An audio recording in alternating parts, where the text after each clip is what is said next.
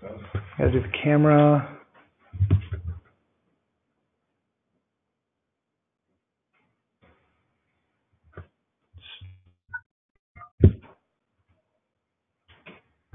All right, I think I'm good. I don't know, I can't tell. I'm like questions. It's gonna suck if people are like,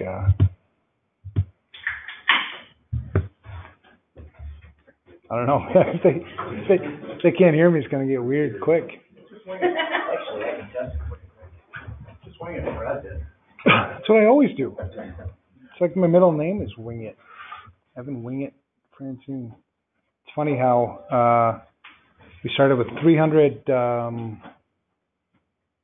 don't know, 350 students. Now we're down to about 85. Seriously? Yeah, that's normal. People start getting through it. They either realize, they either like, I'll just do this myself, or they never do it. They didn't realize kind of what this all entailed. Welcome to the webinar. You have entered an Organizer. Just do it for you. Another organizer? Crap, we got two organizers. You're good? Okay, we're good. So I don't know if there's one of the other guys from FRSecure online to answer questions or not, but if not, it's what it is. So what day is today? Tuesday? Yep. It's rainy out. It's crappy out. It's a good day for studying.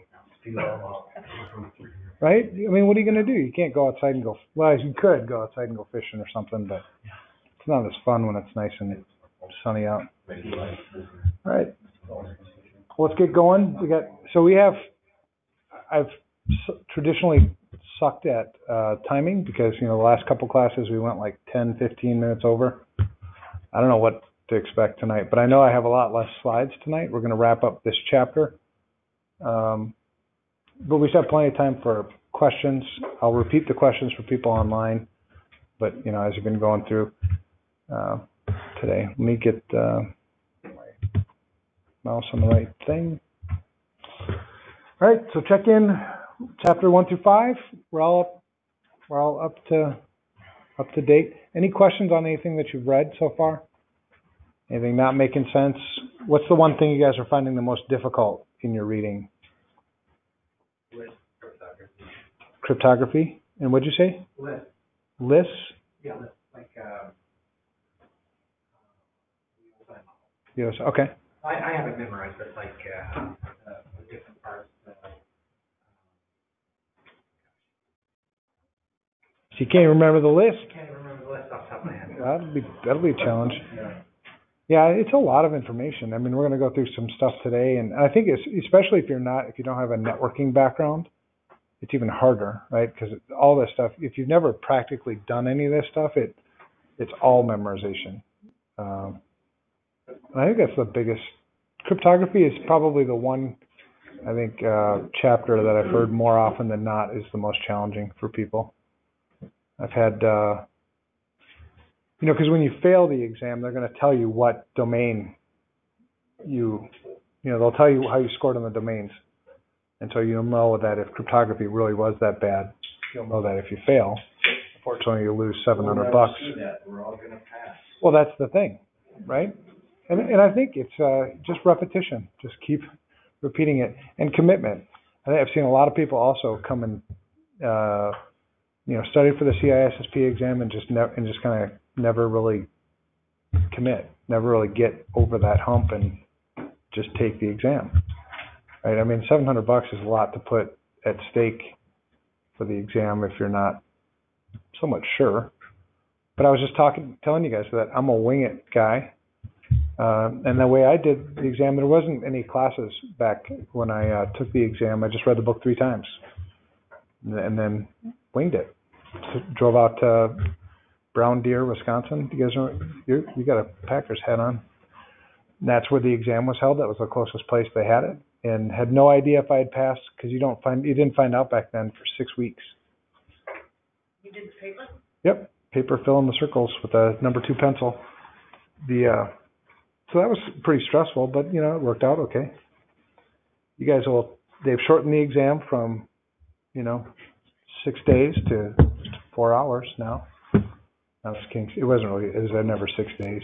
It was 6 hours, I think, was the original exams, and now they're 4. It used to be 250. Now it's 150. So I think that just makes your chances that much better. If 25% of those questions are experimental questions, you're in pretty good shape. So stick with it. Again, I really do want to encourage you to do it. It's not. I've seen people a lot dumber than you pass the exam. You know what I mean? Well, we've now, this is like class 6. I think I only missed like 1 or 2 at the beginning. So I know you guys pretty well. I mean, I've seen some dumb people pass this test before. All right, so encryption, what else is a struggle? Encryption, you'll just have to keep reading it. Memorizing which name goes with which. Which one's for integrity, which one's for confidentiality. Yeah. Traditionally, secret key or symmetric encryption is for confidentiality. Hash values are for integrity, typically. Yeah, so which name goes with which. Yeah, and that's probably what you're talking about when you're talking about lists, right? You look at the table. This is the list of symmetric encryption algorithms. This is the list of asymmetric encryption algorithms. And yeah, you just have to keep them all straight. I don't think there's any easy way. I haven't seen any easy way to use, with the OSI model we have, those mnemonics or whatever they call it. I don't know of any of those for encryption. So maybe, look for those. Maybe they're out there. What else? Anything else people are struggling with? That whole security models domain was one of my biggest challenges because you just never used Clark Wilson or Bella Padula or Biba and all that stuff. So that was the most difficult one for me. This domain was pretty easy for me, but now I'm going back. I was preparing for today's class and frame relay.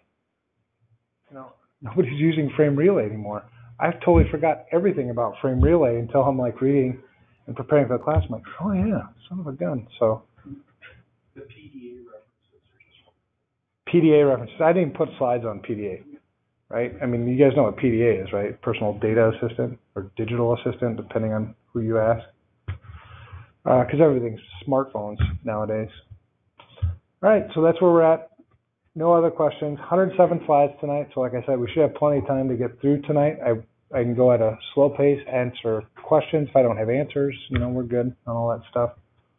And see, I even put rain. I got these slides out. Did you guys get the copies of these slides?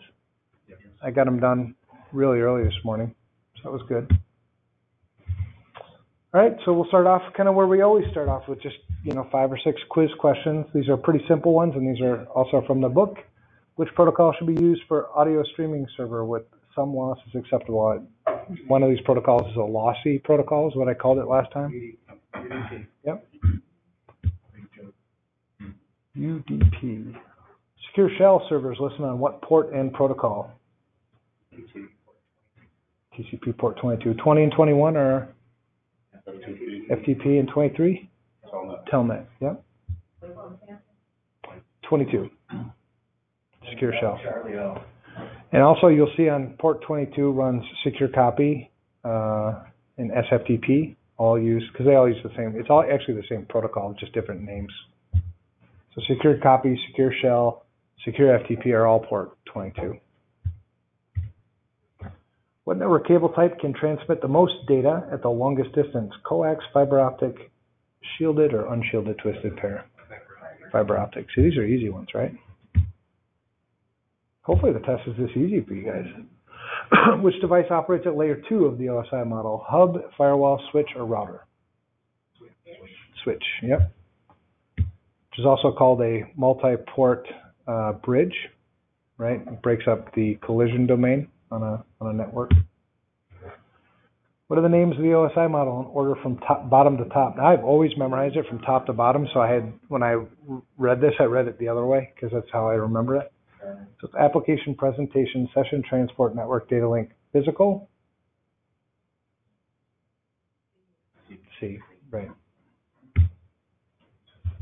That's another one of those just, So how much of this really is just memorization, you know? Seems like almost all of it. Accessing an IP version 6 network via an IP version 4 network is called what? And somebody had to remind me last week because I couldn't remember the damn name. CIDR is classed with interdomain routing, so it's not that one. You remember that's the slash notation and allows me to stay out of the A, B, C, D classes. Network address translation is a translation of private IP addresses with RFC 1918 to public IP addresses. So it's either translation or tunneling. Tunneling, yep. That's it. Piece of cake, man. This is where we left off. So this is, again, 253. If you're on the book and you're following along in the book, that's where we're at. So we're talking WAN tech. Where we left off, I think the last thing we talked about was mesh. We talked about partial mesh and full mesh networks and why I would use those and the differences. But the very next thing is WAN technologies. So T1s, T3s, E1s, and E3s. The E's are European. Those are easy to remember, right? E, European. T1s and T3s are a little bit different. There's DS1 and T1. The DS is the signal. The T1 is the media. But they're used interchangeably. People use DS1 and T1 interchangeably. So T1, 1.544 megabits per second. And the way you get that is you take 64 bits and multiply it by 24. There are 24 channels in a T1. Some people fractional T1s, or sometimes you can split those T1 channels out and use some for voice and some for data. Most people don't do that anymore because they're running voice over IP, but that was one way we used to get, you know, the same. Most of the carriers don't even sell them anymore. Yeah, I wouldn't be surprised. And I remember when this was like new. I remember when the T1, man, talking like $5-6 grand a month to get that kind of bandwidth. And then the DS3 is the same thing. DS3, T3, the same. The signaling, so S the signal, and then the T is the copper, what it runs on. DS3 is 28 bundled T1s, so that if you do the math, you end up with about 45 megabits per second.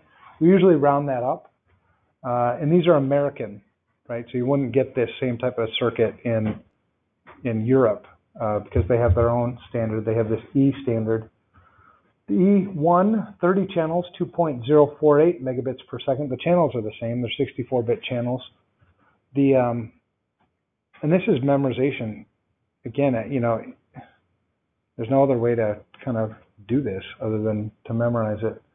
E3, 24 E1s, 34, or sometimes we refer to it as 35, but 34.3 megabits per second. We round those off. SONET networks, synchronous optical networking, is a way to multiplex. It's multiple T1 circuits over fiber optic cable. The physical ring topology for redundancy. They'll run a SONET ring, like Time Warner. I remember when Time Warner was laying theirs down through Eden Prairie, but essentially it's just a big physical circle, and people connect up to it to get bandwidth. Frame relay. So this is, I haven't run into frame relay in many, many years, but frame relay used to be a very popular WAN technology because it was fairly resilient.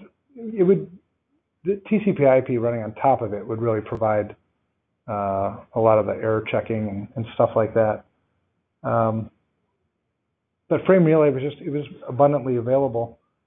Packet switch, so remember when I talked about packet switched and circuit switched networks? Now frame relay will emulate a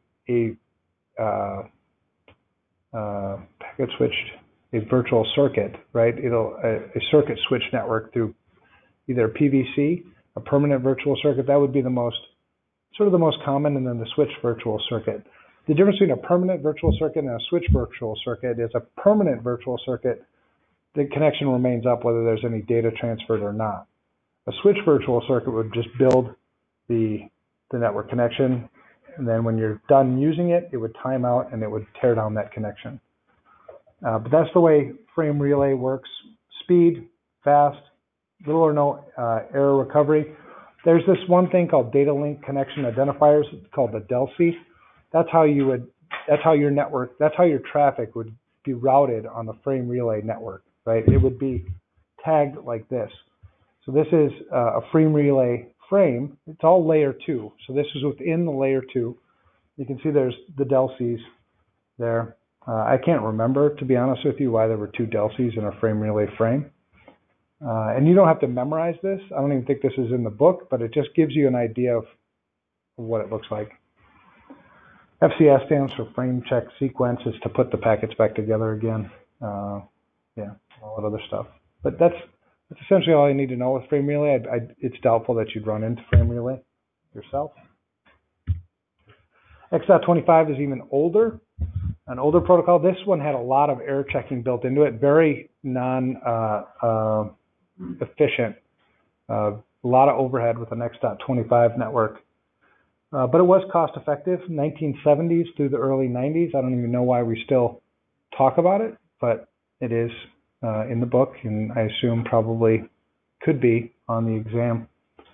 Global Packet Switch X.25 network, really different from IP that we see today. A lot of latency, long links, which is latency. Is really due to the inefficiency of the way X.25 works. Used to carry the other protocols. And that's essentially all I need to know about X.25. ATM networks were, I guess they kind of died out too, because now everybody's just sort of doing fiber, Ethernet over fiber. But the ATM networks were very predictable because the router could start forwarding the packet before it received the whole packet, right? Because everything was 53-byte cells, right? It was very predictable, whereas an Ethernet network might be anywhere from 200 to 1,500 bytes per packet. So ATM was very efficient, fast, predictable, easy to do traffic shaping with ATM. The 53-byte long packet, 5-byte header. So as soon as it read the 5-byte header, it was already starting to forward out the packet. Switch multi-megabit data service, older, similar to ATM, but just in the fact that it used 53-byte cells. For ATM, one of the things that helps me remember the fixed cell size is when you go to an ATM, you typically have fixed denominations you can pull.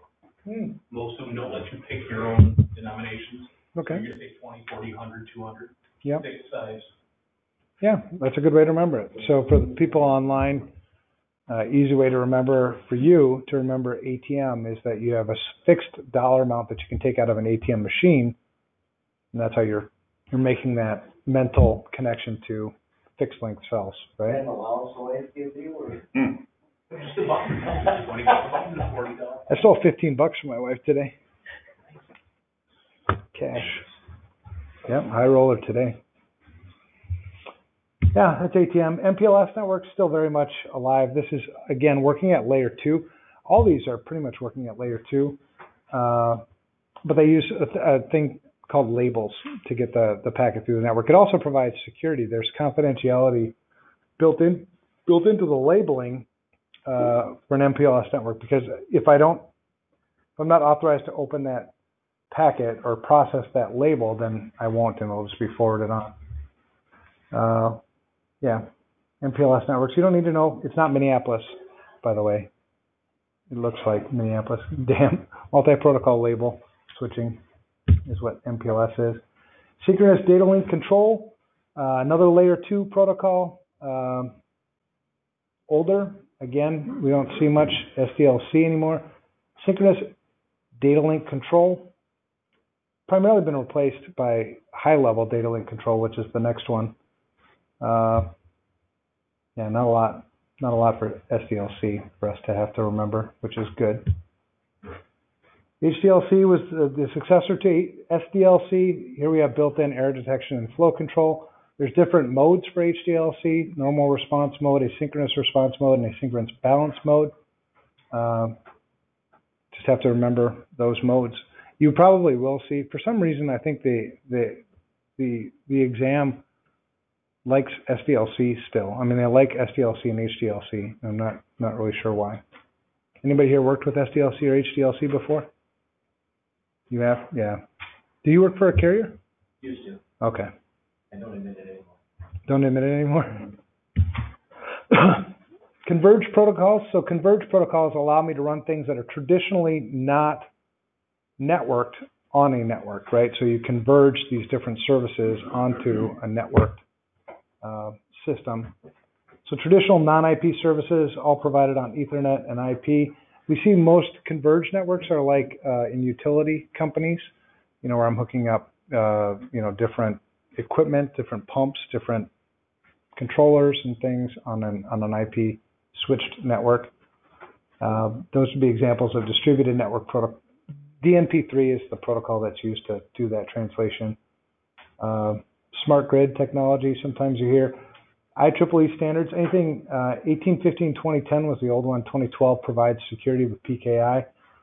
From a security perspective, I guess there's pluses and minuses with this. Anytime we put, you know, controllers, anytime we put anything on the internet, it makes it, you know, potentially a security nightmare. This is, when distributed network protocol sort of came out, this made our electrical grid and other SCADA networks much more accessible.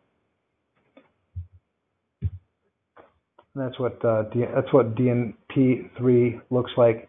You won't need to know this for the exam, but I like the visual because it helps it make sense to me when I'm thinking of what DNP3 looks like. You see it rides on top of TCP. And it really replaces the application presentation and session layer, or just the application layer in the DoD model.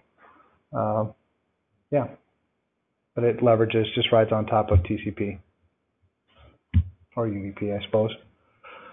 Storage protocols, this allows me to hook up storage to networks and network storage together. Fiber channel and iSCSI are the two most popular. So there's, you know, fiber channel over Ethernet, FCOE, just allows host adapters to communicate essentially like an IP network. iSCSI, a little bit different. We can access storage across a WAN with iSCSI. Anytime you hear the word LUNs or hear the reference to LUNs, you're thinking iSCSI. If you hear HBAs, you're talking about fiber channel. That's the way to keep them sort of separate, because in any reference to fiber channel or iSCSI, you'll probably hear either LUNs or HBAs, host bus adapters. And that's what FCOE and iSCSI look like. That's what it is. You have a Vikings thing and you're wearing a Green Bay Packers hat? That's my 38-7 alarm. Oh, okay. Sorry. Not. Okay. I got $15. I just think of something positive quick to get me out of that funk I was about ready to go into. But you can see how the packet, what they look like when you break it down a little bit. Again, visuals make a little bit more sense. You can see where IP and Ethernet play. So you're going down the protocol stack here, right? If you're doing the OSI model. Voice over IP, this is, so we used to have POTS systems, which is plain old telephone systems, the analog telephone systems. When we figured out how to transmit voice data on an IP network digitally, then that made POTS somewhat obsolete. Yeah, it's rare to run into, you know, POTS systems now when you used to. Fire alarms and elevators. Fire alarms and elevators. Yeah. Fax machines and healthcare places. Fax machines and healthcare places. Fax machines, yeah. A lot of those are on cellular. How many people have used a fax machine in the last month? Man, I'm surprised. We're testing one. We're testing them. Making it work, yeah. And you do, because you work at that healthcare system that you're referring to. And why are you using fax? Testing a cloud fax. Okay, testing fax machines. You can fax over IP now, right? So there's no need. You need a cloud fax, yeah. Yeah, or just 98% of your faxes, that's great. Yeah, I suppose. But actually, when you think about it, from a security perspective, analog is much more secure, right? It's much more difficult to eavesdrop and because you have to have physical access. So I would rather, I guess, fax sensitive information than email it probably. Yeah, as long as I'm making sure I'm faxing it to the right place and it's in probably a locked room or something. Did I tell you? Actually picks it up, Huh? or the person actually picks it up. Person actually picks it up. Yeah. I had I received my medical record from the hospital a couple of weeks ago, and the administrator, whoever sent me this medical record, it's like my medical record, right? It's got like real sensitive stuff in it. They sent it, and they typed secure in the subject line like they were supposed to, but they misspelled secure, so it came to me in plain text. Like, yeah, I don't know. I didn't even feel like following up on it. I got enough to work on already. But anyway, voice over IP, these are some of the protocols that you'll need to remember. Real-time transport protocol actually carries the data. Session initiation protocol is a signaling protocol. It sets up the session and maintains the session. SRTP allows us to implement some encryption with AES or SHA-1 for integrity. Without SRTP, you can't sniff a network. So you can, I think there's an example in the book where somebody took out Wireshark and captured packets. So you can eavesdrop on a communication if they're not using SRTP in their voice over IP. So that's good stuff to remember. Remember the protocols. RTP, SIP, or SIP. We usually call it SRTP, which is the secure method of RTP. Yeah, you can also tunnel voice over IP traffic, over IPsec or any other tunneling protocol if you wanted to. Wireless local area networks. Man, there's a lot of vulnerabilities not vulnerabilities, attack methods for wireless networks, because now everybody's got phones, right, that automatically connect to Wi-Fi networks that are named the same. So I can even go to like a Caribou, broadcast the same SSID, and sit closer to you and take your signal, right, and then route that signal, because it's your computer or your system is probably going to connect to the one that's got the strongest signal. But everybody's phones now connect, automatically. So I always turn off Wi-Fi when I'm not using it. Same with computers. Your computer connects. I mean, when I get to the hotel, sometimes I forget my networks. And you get to the hotel and the thing pops up that says, "Hey, do you want your Wi-Fi free?" I'm like, son of a bitch, I didn't even realize I was on Wi-Fi. But that's the biggest. I mean, that's one of the biggest things. Wi-Fi also, there's no denial of service protection on a Wi-Fi network. You can jam any Wi-Fi network fairly easy by just jamming the band. But Wi-Fi allows me to transmit information through electromagnetic waves such as radio. All the 802s, I'm going to show you a slide later on. Anything with an 802 in it is an IEEE standard. So you've got 802.11 here. The IEEE standard for Ethernet is 802.3. One of the IEEE standards for token ring networks is 802.5. You know what I mean? So those 802s actually mean something. So these are IEEE approved standards. Even 802.1x is an IEEE standard. But most common forms are in the 802.11 standard. The first wireless standard with reasonable security is 802.11i. No way to assure availability. Like I said, you can jam a Wi-Fi signal pretty. Ever seen a Yagi antenna? That's a directional antenna. It looks like a big tube. You can use Yagi antennas to do a lot of cool things with Wi-Fi networks too. Physical proximity. So that's the one thing about Wi-Fi is you have to be within the signal range in order to do any attack. So your attacker has to be somewhat intimate with you, close in proximity. Wi-Fi attacks obviously don't happen just over the internet. Critical applications require reliable networks. Should use wired connections. I don't know. A lot of people are even connecting those things to wireless now because the manufacturers have gotten so kind of solid in their equipment. But I guess it is usually better because I'm not transmitting data over the internet. How many people here use public Wi-Fi? You don't want to admit it, do you? You all do. Everybody does. VPN. A bunch of liars. But usually recommend using a VPN for public Wi-Fi, right? So if I'm going to do anything on a public Wi-Fi network, there's a lot of free VPN products available too. So you can go buy one or get one for free, and they're good. So then all your traffic, because even if I'm communicating like with TLS with a website, an attacker can still see where I'm going, right? And maybe I don't want them to even see that, because then you're talking about potentially an inference attack where they watch enough of where I've been going on the Wi-Fi network that they can predict or maybe do something with it. You gotta trust your VPN providers then too. Yeah, but you would. There's a number of them that are well trusted. There's users who there's enough following from enough sophisticated users that if they weren't being trustworthy, you'd know it. Right. Unlicensed bands. So that's how FTC licenses certain bands, and other bands are reserved or unlicensed bands for free use. That's where wireless networks play in a contiguous radio spectrum. You can see the ISM bands, the Federal Communications. Did I say FTC? I did say FTC. I meant to say FCC. FCC is in a lot of hot water right now with net neutrality. Right. Interesting. Anybody on either side of that fight? Are you for it or against it? We should have net neutrality?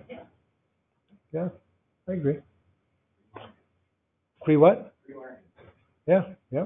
Well, I mean, internet's supposed to be, basically a library and such, right? Where all of our information and knowledge comes from nowadays.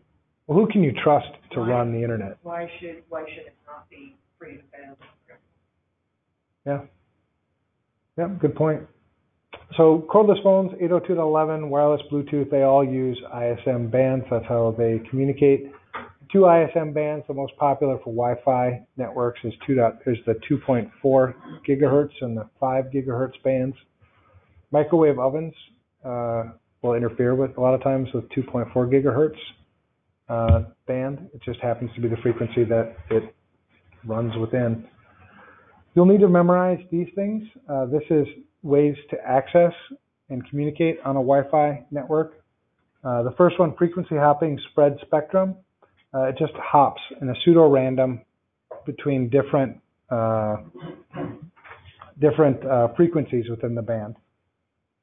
Direct sequence spread spectrum spreads the signal across the band. And then orthogonal frequency division multiplexing, which I can never say orthogonal all that well. Multiple wireless frequencies used for communication. No interference in an OFDM. Most Wi-Fi networks are now OFDM. It's the newest method. What is orthogonal? I don't know. Do you guys know what orthogonal? Does anybody know what Quadrants and an XYZ plane, and I think it's. Somebody online probably knows. They're probably laughing at us right now. I don't know what orthogonal means. But I don't feel as dumb now because it seems like nobody else here knows what orthogonal means either. What? Involving right angles. Involving right angles is what orthogonal So right angle frequency division? Yeah. So statistics, it can mean statistically independent. Statistically independent. All right. So you'll need to know those. And it's just, again, it's memorization. There's the 802 standards, all IEEE standards. So you can see 802.3, that's Ethernet. 802.5 is token ring. 802.4, nobody ran that. But you'll see some of those things that you know. There's 802.11, that's the wireless network. So the IEEE approves those standards and makes them so everybody. So manufacturers of devices will manufacture their devices according to the IEEE standard. That's how it becomes kind of what it is. There's 802.11a through N. What else do I have? AC there too. The speed and effective range, longer range in the 5 gigahertz band than the 2.4 gigahertz band. I did get that earlier on, didn't I? 2.4 gigahertz band is longer distance, 5 gigahertz band is higher speed, shorter distance. That's what I meant to say. Thank you. Another good comparison for you to remember, if you remember A, B, G, and N, and the basics. What's that? AC as well? I don't think AC. I don't think they'll get there on the test. All right, manage, master, ad hoc, and monitor modes. These are different modes that the wireless network itself can function in. Managed mode is also known as client mode. That means if a client connects to the access point, it won't connect to any other access point. It's actually being managed by the access point. The other way around is master mode, which is the infrastructure mode. It just essentially accepts client connections. Ad hoc mode is peer-to-peer communications, and monitor mode is just for sniffing. Kismet is a good tool. Anybody here used Kismet before? That's for wireless sniffing. I've never used Wellenreiter before, but you know, I think that's another one. Any questions with these different modes?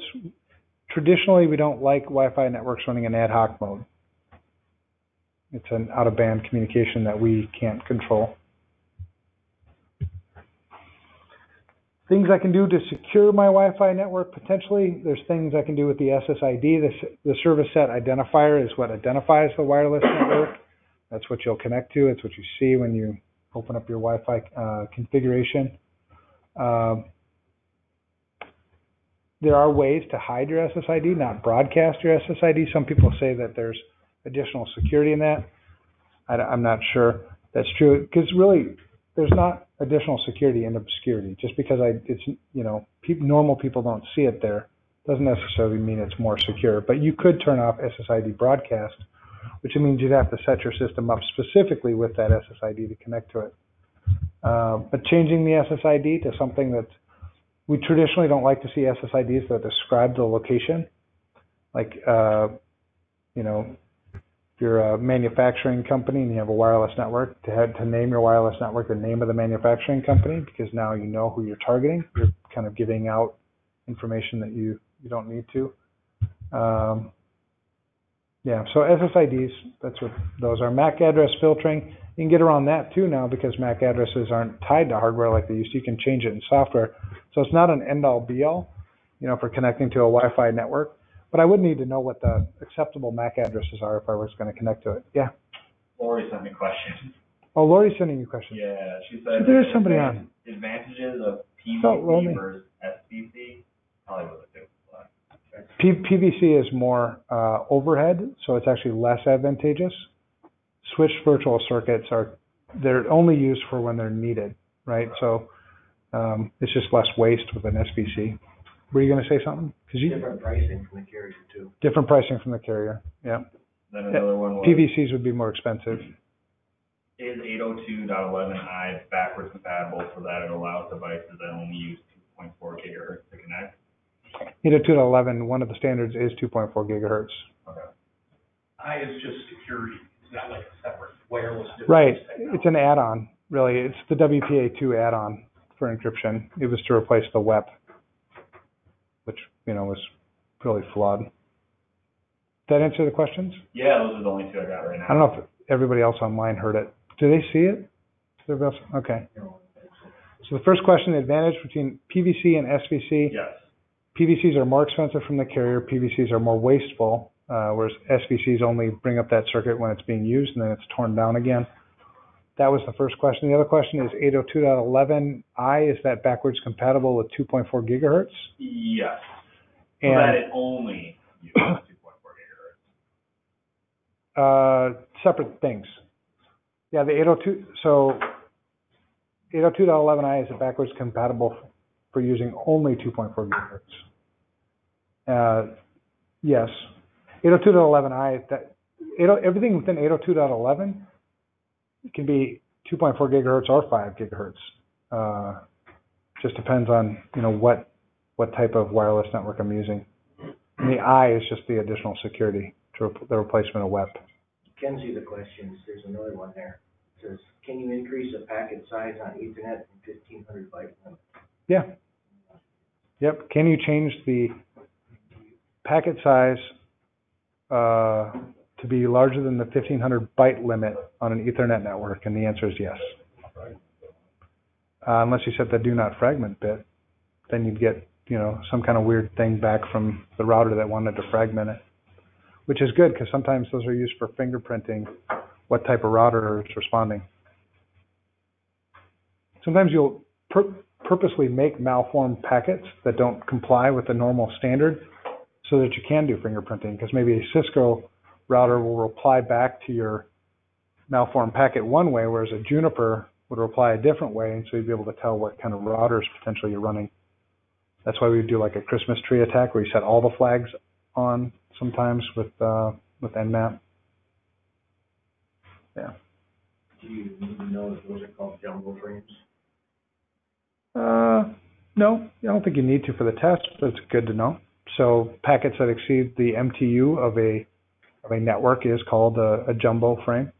And the router would either fragment that according to the MTU for that Ethernet network, or it would send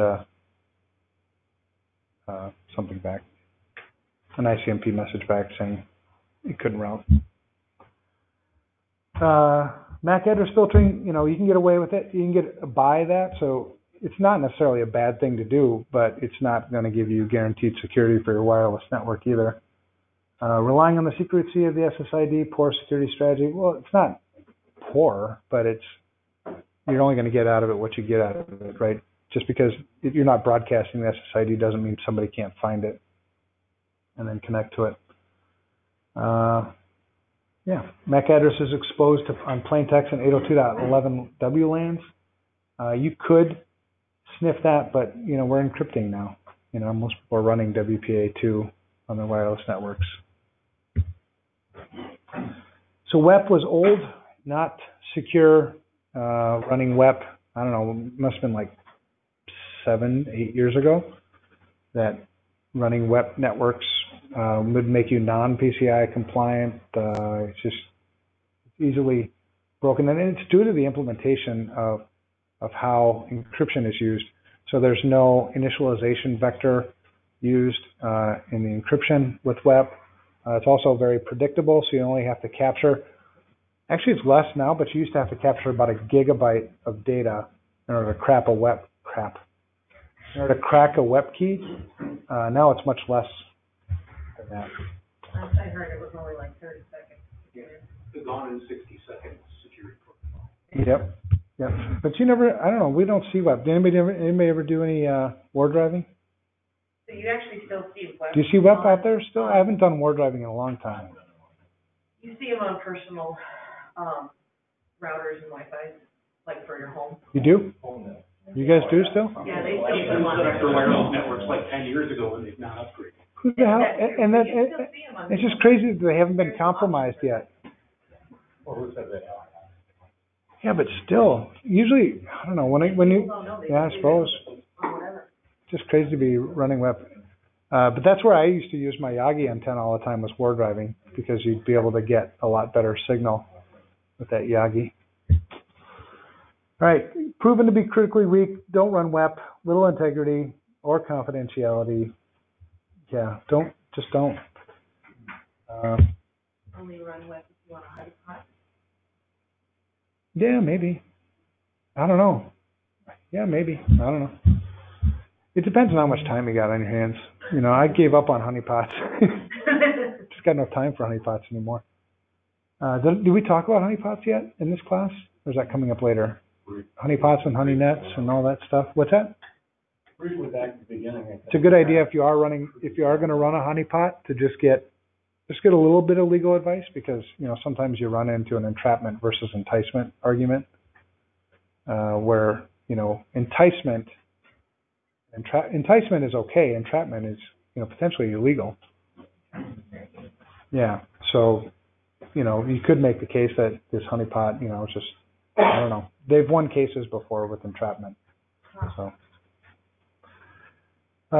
these are weaknesses: weak key management and key size, no IV, or the IV is too small, Integrity check value, the ICV inappropriate. RC4 is weak. Lots of bad things about WEP. Just don't use it. 802.11i. 802.11i is the actual standard. There was a stopgap that was used. So you've got WPA2. There was a time between WEP being, really poorly secured and the IEEE getting around to creating the new 802.11i standard, and in that gap was WPA. And so we had issues back then trying to get connected to certain networks. Like you'd set up your access point to be WPA2, and your workstation would say that it can use WPA2, but they still wouldn't connect, and we still had issues with compatibility. Yeah. So reasonable security, not guaranteed. Robust security network. Changing cryptographic ciphers as new vulnerabilities are discovered. WPA2 is considered the full implementation. AES encryption. There's the counter mode CBC and message integrity check for integrity. Temporal key integrity protocol. Just a lot of new protocols that you probably haven't heard before. We'll talk a little bit more about this when we talk about extensible authentication protocol in a little bit, but again, we just got a bunch more things to memorize. Bluetooth. You don't want to know what I really call Bluetooth, but it's a standard 802.15. Well, it's a challenge, right? Because on your phone, best practice is if you're not using Bluetooth, turn off Bluetooth. But I have an Apple Watch, right? How do I turn off Bluetooth if I want those two things to communicate with each other? You can't. But you've probably used Bluetooth before, and you know how Bluetooth, when it's connected to something before, it just automatically wants to connect to it again. You start to kind of lose control of it. And plus it uses insecure, protocols. We talked about LAN, MAN, PAN, GAN, WAN stuff. This is the PAN part, the personal area network. Low power devices, cell phones, all kinds of accessories for cell phones, speakers, all kinds of stuff. We use Bluetooth now. Versions 2.1 and older operate at 3 megabits per second or less. Version 3, higher speeds, not higher security. 3 classes of devices, class 3, class 2, and class 1. 128-bit symmetric stream cipher. It's weak and it's been attacked. It's been subject. It has been. It's been cracked. True strength of the key actually turns out to be 38 bits or less because the E3 symmetric cipher is weak. Sensitive devices should disable automatic discovery by other Bluetooth devices. So just like anything in security, if you're not using it, turn it off. But I just saw somebody else had an Apple Watch. You have an Apple Watch, so you got Bluetooth on. I guess if you had a nice attack that you could figure out for Apple devices on Bluetooth, just look for the people wearing Apple Watches. You kind of have your targets already figured out. Because this is a personal area network. You have to be in pretty close proximity to do anything with Bluetooth. Other wireless area network stuff, RFID. We have somebody here at FRSecure, and I'm not going to tell you who had an RFID chip implanted in themselves. Right? Recently. Yep. Did they get their vet to do it? Huh? Did they get their vet to do it? The company. No. I mean, it's legit, and he's actually a really smart guy, and he's going to use it. He's going to use it for research and other things, but it's pretty scary. But you can do an RFID chip in your, that's a rice chip right there. You can do an RFID, get one implanted. There was a company in Wisconsin, wasn't there, that was implanting these in their employees. Instead of access cards, they just use their hand and paying and all kinds of stuff. That's just, no. A lot of discussion in the first responder community. If everybody had these, they show up at an accident site, scan somebody's forearm, they know they're diabetic, they have a heart condition. Does somebody think that this is kind of getting too far? 84. That's way too far. Yeah. Well, in Red Revelation, Yeah, it's scary stuff, man. I'm not getting one implanted unless they somehow force me to. But RFID chips, this is an RFID, all kinds of things. Inventory systems, are using RFID. It's got a lot of good uses. three types of tags. You got active, passive, and passive. The active is, on the RFID thing itself, it has a battery. There's an active communication that takes place, whereas passive, typically it's going to draw power from the reader, but I have to get really, really close to it for those passive RFID chips to work. And then semi-passive, in between, also has a battery, just a little less power. But you'll need to know those three different types of RFID devices. There's a lot of attacks on RFID devices too. You can clone RFID cards, most HID cards like this one you could clone. You can clone chips on, I don't know if you can clone that one or not. Probably not. That's got a contact. That's a smart card. Yeah. What do you do with that? What do you do with that? Just bomb it wherever. But do you use the smart card? Do you use the chip? Yep. Oh, really? Proximity based. Well, proximity based, but the chip, that's a contact chip. Yeah. You don't have to slide it into anything or anything? No. That's cool. So there's got additional capabilities you're not even using on that card. Yeah. That's pretty cool. Yeah. Faraday cage. Looks a little bit crazy, but a Faraday cage is just you ever seen those big static ball things, that send out those static charges, and then you put, what do they call it? Plasma balls. Right. So if you put that up to a Faraday cage, you could stand in the Faraday cage and that signal would never get you, right? It takes and disperses the electrical charge. It's the same way with, RFID readers. Just with the what do you call them again? Plasma balls? You can actually see the electrical charges. I had a lot of clients in the early days of wireless were having problems, but they lived in the old stuccoed houses, and the stucco was on with chicken wire. Oh, yeah. They're wondering why they couldn't get wireless. Built-in Faraday cage. Yeah. Built-in Faraday cage. It's pretty cool. I'd like that. We should go back to building those kind of buildings. That's an RFID blocking wallet. Works the same way, right? It's just essentially a Faraday cage around your cards. They only work at certain frequencies. Yeah. What's that? They only work at certain frequencies. Yes, that's true. How do you know what frequency your RFID blocking wallet is working at? Oh, a Faraday cage like that would block all RFID frequencies. Yeah, it wouldn't block maybe a targeted, radio signal potentially, Okay. but it probably would do. It would probably block that too. I don't know. I've never built a Faraday cage, but if you want to know how to build one, you can, click on that link and do more research. Yeah, I'm not quite that paranoid yet. But there are also fun tutorials about making out of the old metal garbage cans. Oh yeah. Well, and making your own RFID reader, right? It's $200. I mean, to get the parts to make your own, you've got to buy essentially one of the wall plates, one of the HID wall plates, and wire it correctly. Some Arduino, and kind of got yourself and then you put it in a book bag and you just walk by people. I can get within like 3 feet and capture your card and then clone it and get in access, And there's instructions online. I mean, it's not like you have to be super technical to figure that out.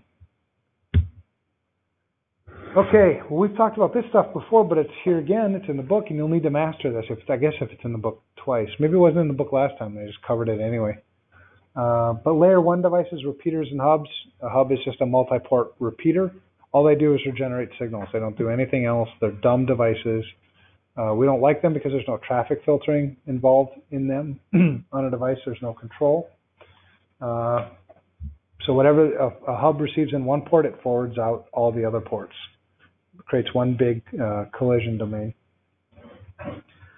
Repeater receives bits, one port repeats them out the other. It regenerates the signal as well. So you could possibly use a repeater to protect against attenuation.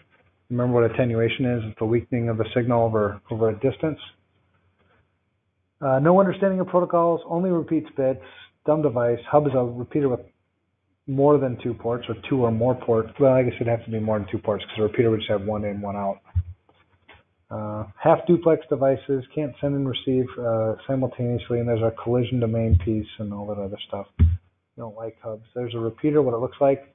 So this, in this case, you've got the weakened signal, so attenuation regenerates the signal and sends it out the other side. That's all it does.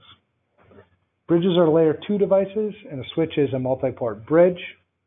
Layer 2 device, now we've broken up the collision domain. So in a bridge, it's 2 ports. You know, all MAC addresses that the bridge has learned about on this side stay on that side, and all the MAC addresses, because those are the layer 2 addresses, that's learned on this side stay on that side. So it just breaks up this collision domain per port. Same thing happens on a switch. The collision domain is broken by port. So if I have a 32 port or a 24 port switch, I've got 24 different collision domains. So 2 ports, connects network segments together, traffic isolation by MAC address. Those are the hardware addresses. 2 collision domains with a bridge. That's what a bridge looks like on a network. So the bridge would learn that computer 3 and computer 4 are on the right-hand side because it would build a MAC address table knowing that, right? It would see layer 2 and it would keep track of that. And it would also keep track of 1 and 2 being on the left side, right? And so if computer 1 wanted to communicate with computer 2, it would never cross over the bridge. It would stay local. What happens if you move computer 2 and computer 3 to the other side? It would just have to relearn. It would? It would relearn the MAC address. Like right away? Pretty quick. Yep, pretty quick, because computer 2, I assume, would start a communication at some point, and so its source MAC address would update the bridge's address table. A switch, a bridge with more than two ports. It is a best practice to connect one device per switch port. Otherwise, we're defeating, somewhat the purpose for having the switch in the first place. Static traffic isolation based again on MAC address. Collision domains are limited to single ports unless, well, they are always limited to single ports. If I connect more than one device to a port, I've got a bigger collision domain just on that port, but it's still broken up by the port. Trunks are used to connect multiple switches, and we don't have to go into any of the trunking protocols or anything like that, so that's all good stuff, just basics of the test. And there's a switch. So if computer 2 was going to communicate with computer 3, it would go in switch port for computer 2, and it would come out switch port computer 3. It wouldn't go forwarded to all the others like it would if it was a hub. Then VLANs. VLANs are virtual local area networks. This is just a way for a switch to tag the frames. The thing to remember for the exam is switches don't route across VLANs, right? A router routes across VLANs. That's a layer 3 function. It may be tagged at layer 2, but in order to route from one to the other, I would need a layer 3 device, which would be a router. A layer 3 switch. Well, yeah, because they've collapsed functionality. Now you've got switches that do everything, and then really, but it's still layer 3 on the west side. Right, but in a pure switch, the way a switch is designed, it does no layer 3 function. You can't route through a switch. But then there are no pure switches made anymore, right? You remember the Cat 5000 switches? Anybody ever use a Cat 5000? They were big and fun to play with. Anybody here configure switches? Cisco switches? Back then you had the commands were all set commands, so you type set this, set that. Now you do, all your current iOS commands. Switches, span ports. So span ports allow you to mirror traffic from one port or even multiple ports to another port. And you would do this potentially for troubleshooting. You could do this maybe for intrusion detection, maybe. Intrusion prevention, maybe. Network sniffing. You might want to monitor what's going on, with a certain computer. Something like that is why you'd use a span port. HP uses mirror port. You do run into potential bandwidth problems if, I'm sending too much traffic from other ports, because essentially you're taking the capacity of multiple ports and trying to put it in the capacity of one port, unless a switch has a built-in span port with more bandwidth. But taps work a lot like span ports, it's just usually all traffic goes to a tap port. Test access port, again, you'd use this for network intrusion detection prevention or, sniffing networks. Promiscuous mode, yeah, see, I knew you were going to giggle again when I said that. But promiscuous, so NIDS, you see them referred to as NIDS and NIPS, Network Intrusion Detection System, Network Intrusion Prevention System. Their network interfaces work the same way as when I'm using Wireshark, and I run that when it puts my network adapter in promiscuous mode. It's the same function. And then routers. Routers are layer 3 devices. They route from one network to another across VLANs. A traditional router doesn't have any other functionality. Potentially, it could do some static packet filtering. We'll talk about static packet filtering devices and the reason why I can do that is because it has visibility up into layer 4 a little bit, right? It can see that information because that's part of the layer 3, the IP header, right, is what port does it go to the next level. So it can make those decisions, but beyond that, it can't do anything else for a traditional router. 6500s, nobody's using 6500s anymore. Everybody's on Nexus right now. I don't know. I haven't run a router in so long. Are you still using 6500? Yeah, I love 6500s. I remember one time I was doing an audit of, because back in the day, a 6500 was like a, trying to think of the configuration, but they were expensive. I mean, upwards of sometimes $100,000 for a 6509. And I was doing an audit of UHG, and they had an entire cage filled with 6509s, probably like 10 of them in there. I was like, what are you guys doing with those? Nothing, really. I mean, they're just sitting there, and we might deploy them, we might not. I'm like, you have like $1 million of switch sitting there. It's crazy. All right, anyway, routing traffic from one LAN to another or one VLAN to another, those are all routing functions. Static routes and default routes. So a default route is if the router doesn't know where to send it, it sends it to the default route. It's just, every router pretty much has a default route because it can't have a route for every network possible. So if I don't know, this is the next hop.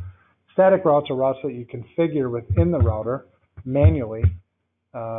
Static routes are fine for small networks where I don't have a lot of routing changes, but really a pain in the butt if anything gets complex, right? Routing tables can get pretty big.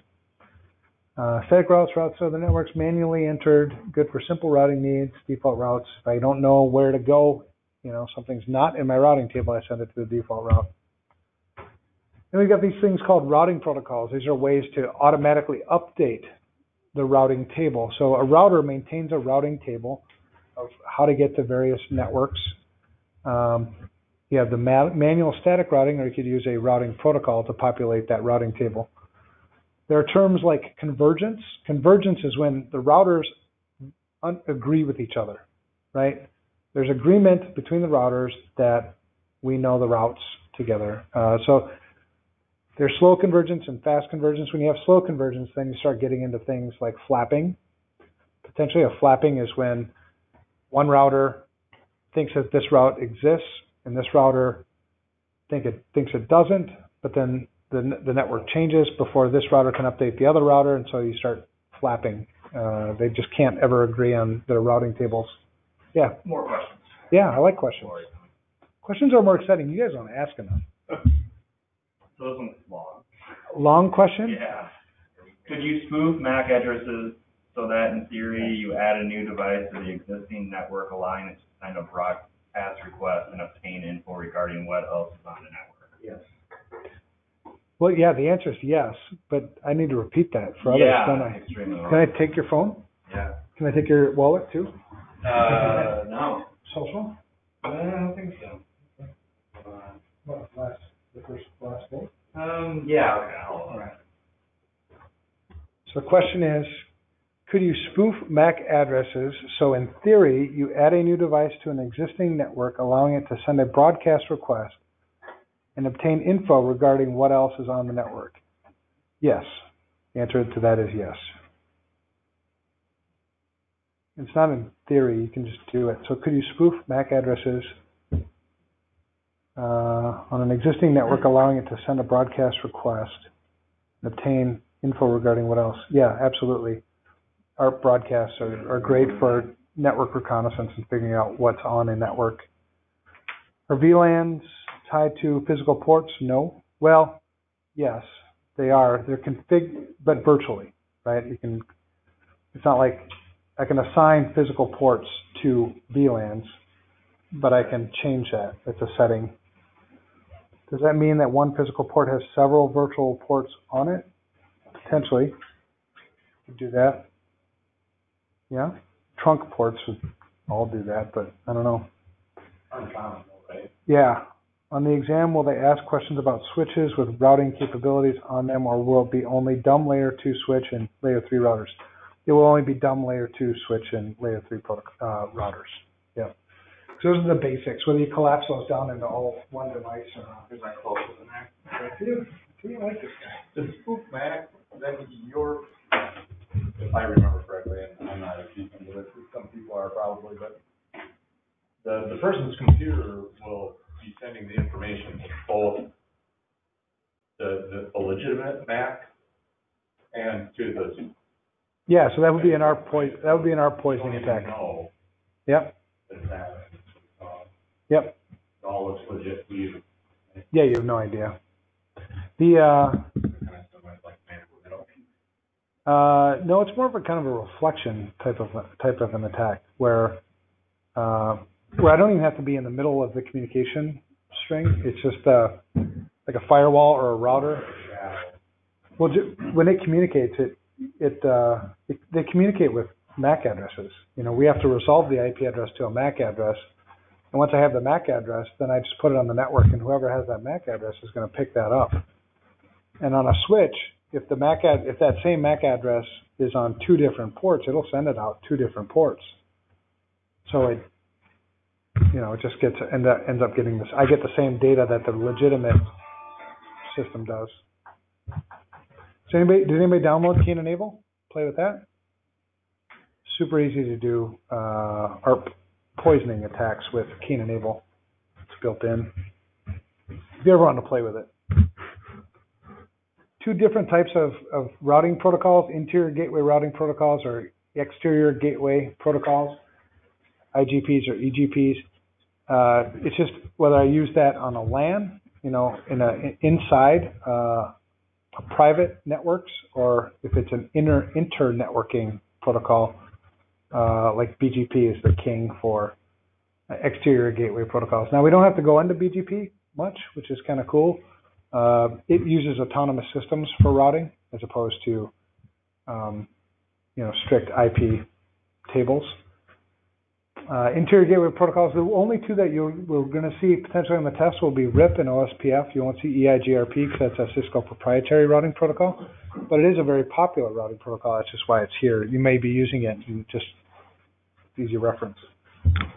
So the open source path first is called routing information protocol is a distance vector protocol. The other one's a link state protocol. You'll have to know that, but it's okay. I got it. We got them on the slides, so we can memorize that stuff.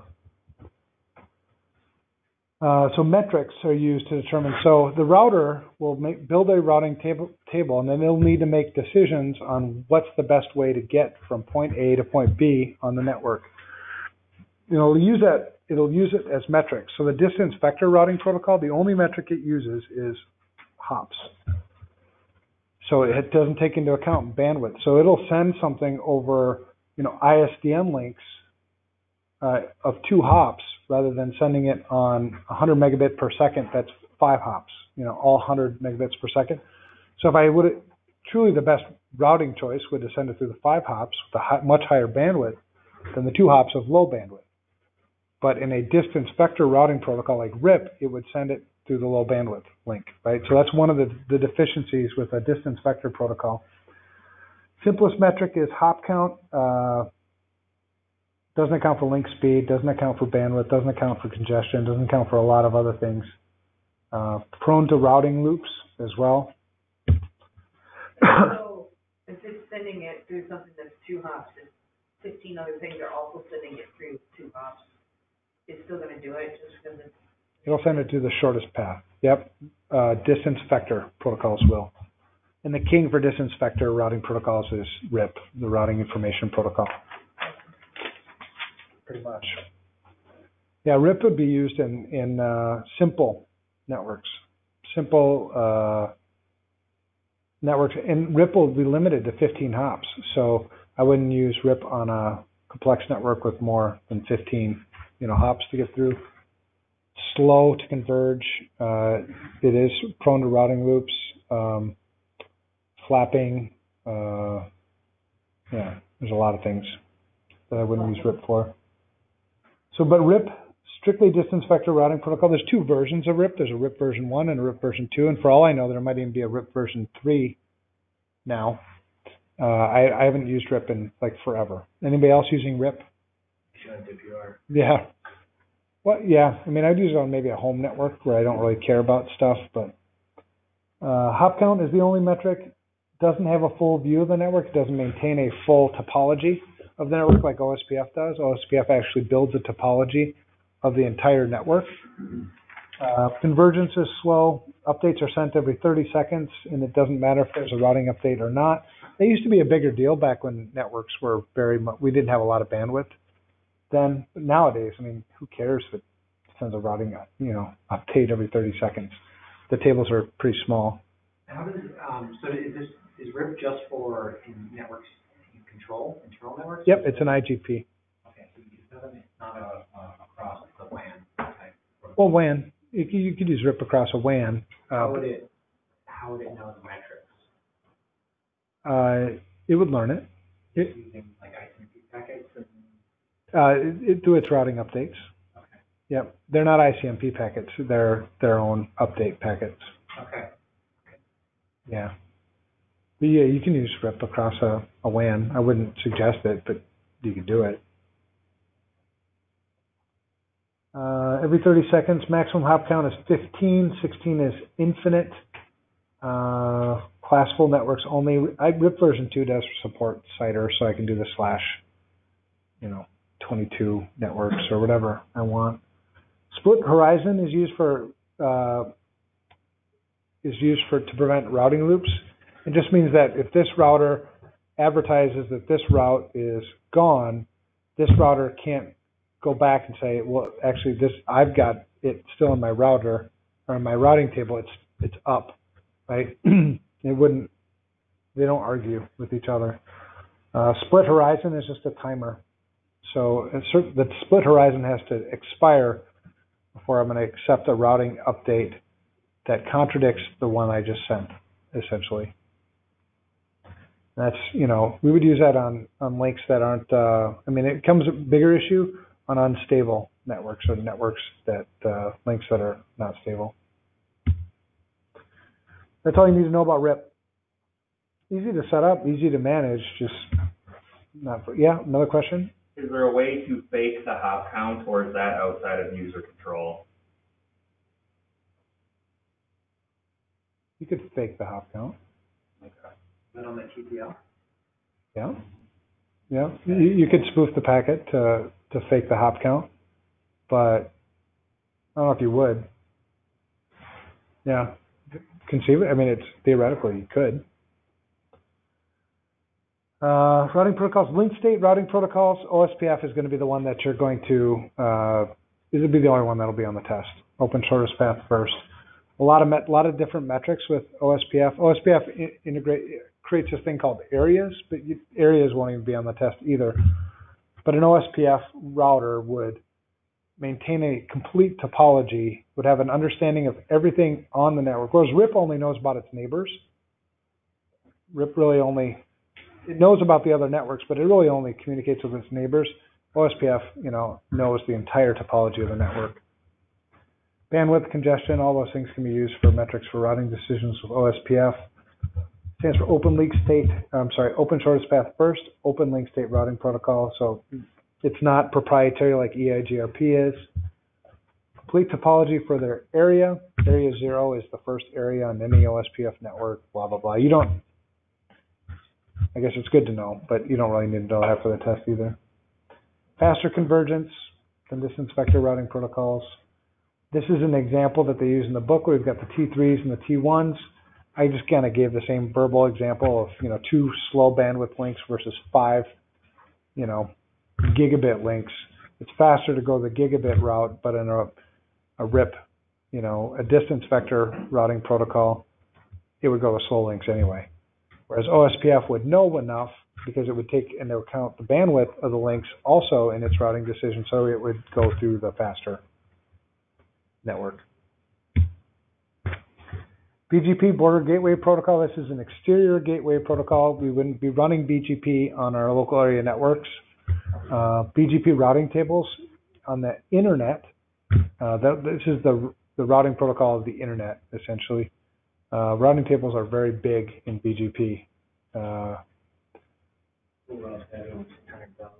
Yeah, it's big. I remember the last time I tried to accept full routing table was on a 7206 router, and it was 200 plus megabytes, which back then was like huge, right? You couldn't get the router, so we had to take partial tables. But anyway, BGP is not anything you're going to have to use. It uses actually TCP to communicate. BGP does. Autonomous systems for routing instead of individual networks. Considered a path vector routing protocol. And then there's just a note there about Cisco's EIGRP. You won't see that on the exam. Any questions on routers? You don't have to get too deep in routing, so that's cool. Firewalls. So we're moving up the stack. We started with hubs, went to switches. Now we did routers. Now we're on firewalls. Firewalls would operate on layer 4 up, depending on the type of firewall that we're using. Filter traffic between networks, TCP/IP, stateful firewalls are firewalls that maintain a state. They have a table in them that maintains all the communications that are happening through it. Whereas just a simple packet filtering firewall that doesn't have any state, I could take advantage of, I could send a reply packet through that firewall, and it has no idea if it's truly a reply packet. So it would oftentimes forward on, to the other side, because it would just assume that being that it's a reply, that it must have had a connection through the other way. Does that make sense? There's no state maintained, whereas in a stateful firewall, the firewall would know that there was no initiation of that communication, so any reply back would be dropped. Proxy firewalls make decisions on layers 5 through 7, multi-homed, multiple NICs, all that stuff, easy stuff. Packet filter firewalls, the simplest firewalls are packet filtering firewalls. They just make decisions on source port, source address, source port, destination address, destination port, no state, no communication flow. They don't look into any of the data, nothing like that. Concept of state, not there. Refer to packets, they can't refer to past packets. So this is how you could bypass packet filtering firewalls, is just change the flags on your communication. Yeah. There's what I was talking about. So the attacker just sends an ICMP echo reply. There was never an echo request. So a packet filtering firewall would forward that request, whereas a stateful packet filtering firewall would not, because it would maintain the state. It would know that there was no request associated with the attacker's reply, so it would filter that out. There's a stateful, the same thing I just was talking about. Slower than packet filters, I guess, in terms of milliseconds, maybe. But far more secure because we've maintained state. Proxy firewalls. So a proxy, the meaning of proxy is just acts on behalf of, right? So when you're using a proxy firewall, my computer communicates with the proxy and it terminates with the proxy. The proxy initiates another connection on my behalf with the destination and maintains that communication, then forwards back to me whatever I need, right? So it's truly breaks the entire communication channel. It's an intermediary, and there's a good diagram there to show the stateful firewall allows those communications to take place directly, whereas a proxy firewall terminates all network connections. In a stateful firewall, I wouldn't be able to use, DLP, you guys are using DLP, data loss prevention. So in a data loss prevention scenario, I can't see into encrypted communication channels normally, right? Like TLS, if you're doing something, whereas on a proxy situation, if the proxy, I can see that traffic, right? Because you're communicating with what you think is the server, but you're actually communicating with the proxy. So you're establishing that secure TLS connection with the proxy, and the proxy is establishing that connection with the web server on your behalf. So it's the man in the middle. It's truly able to look into that traffic stream and prevent credit card numbers from being emailed and, you know, stuff like that. Different types of proxy, application layer proxies, and then you've got circuit layer proxies, which are like SOCs is the example given in the book. Application layer proxies see the entire everything. It can make individual application decisions.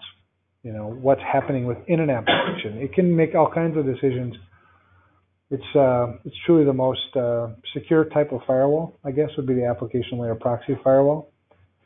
Filtering decisions made all the way up to application layer data, even words that are used in applications would be, these firewalls would be able to make decisions on that. Higher control of filtering decisions, but slower. Application layer proxies are a little bit slower. The other are circuit level proxies. These only operate up to layer 5. You'll need to know that for the exam. The difference between application layer proxies and circuit layer level proxies. Circuit level proxies only go up to layer 5. That's the session layer. SOCs. Anybody running a SOCs proxy anymore? These used to be super popular back in the day, but you'd have to run the SOCs application on your computer to communicate with the SOCs proxy. But it is one. I guess it might have been the most popular circuit level proxy. I don't know anybody who's really running circuit level proxies anymore. But this is how they work. Layer 5 up. That's what it's talking about. Some applications must be SOCsified to pass via a SOCs proxy. So you'd have to have something to communicate to that layer 5 interface on the SOCs proxy device. So you'd either have to have an application that was SOCsified, or you'd have to run a SOCs application and then run your application through that. Different types of firewall designs. A dual homed host. 2 network interfaces, so dual homed. When you hear dual home, 2 network interfaces. One connected to the trusted, one connected to the untrusted network. Common design before the 1990s. Anybody doing firewalls before the 1990s? You? No, I think you raised your hand. I'm like, man, you weren't even born yet. I was born in 1990. Yeah, exactly. Screen host architecture. You'll just have to memorize these different architectures. A screen host. Did we do Bastion? Did I miss Bastion host? Because the Bastion host is basically a hardened system that's going to communicate. All the traffic has to flow through the Bastion host. And like a Bastion host, it's kind of the sacrificial lamb, right? It's the one that would get attacked in this scenario. A screened host architecture, you just have a screening router that only forwards traffic to the Bastion host. And that's that type of architecture. Yeah. So Lori said she was able to hear me when I was asking the question, so. Oh. Does the connection between the proxy firewall and the computer have to be encrypted? No. Or does it get encrypted once it goes from the proxy to the destination? Doesn't make sense. Oh. I am assuming the proxy may or may not be in the DMZ here. Proxy firewalls usually create the DMZ. Yeah, so a proxy firewall, I mean, you could put a proxy firewall in a DMZ, but usually a proxy firewall would, the external interface of the would be the firewall, right? And then behind that in a proxy, you might have different ports assigned to different networks. One of those networks might be a DMZ, but usually it's the firewall itself that we would create the DMZ. in or on. Any questions on this? The bastion host and the screen subnet, or screen host. Actually, screen subnet is the next one. Screen subnet, this is our DMZ. You know, traditional, so there are lots of different ways you can set up a screen subnet or a DMZ network. The most common is just a single device with a DMZ network dangling off of one port and an internal network dangling off another port. Or, you know, there's lots of different architectures for how to implement a DMZ. The theory is, you know, if I set up my DMZ appropriately, and just like in war, right, the DMZ is kind of where, I guess, you know, those systems are kind of out there, and they're the one. If anything's going to get attacked, it's going to be the DMZ system. So typically, you put a web server in the DMZ system or DMZ network, and you put like the database, like where the jewels are, in the internal network, and you'd only allow specific ports between the two, right? So the theory is if it got attacked, only your DMZ would have been compromised, not the database server on another network. Host on a DMZ should be hardened. Anybody know what hardened means on a server? Anybody have a specific standard that they like to harden their servers according to? There's two that we refer to often. One would be CIS. Is heard of the CIS benchmarks? So CIS benchmarks are nice, easy to deploy hardened builds, and then DoD has some pretty good hardened build stuff. The STIGs. You guys ever heard of the STIGs? I don't even know what STIGs stand for, but you were military. Did you ever work with the STIGs? No. Standard something implementation guides. Some standard technology implementation guides. That's what STIGs stand for. But those are hardened. So it's funny because everybody knows what hardened systems are, but rarely do we see actually people hardening their servers. But these would be servers that you definitely want to harden, right? Same with the domain controllers. Good servers to harden if you can. Make those single function servers. Anyway, I'm off on a tangent. DMZ networks and screen subnet networks. So this is the first sort of implementation of a screen subnet or a DMZ network. We'd actually have two physical firewalls.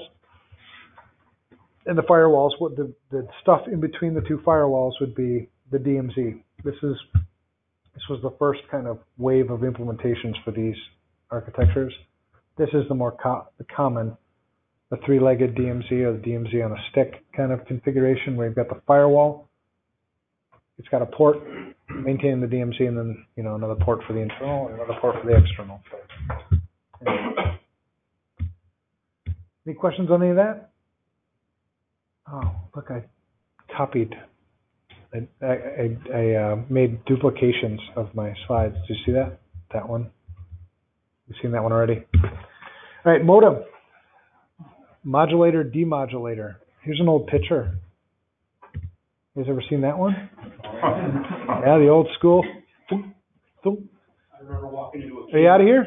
Sorry, we gotta run. All right, man. Modem's thrown. What's that? Modem's, he was gone.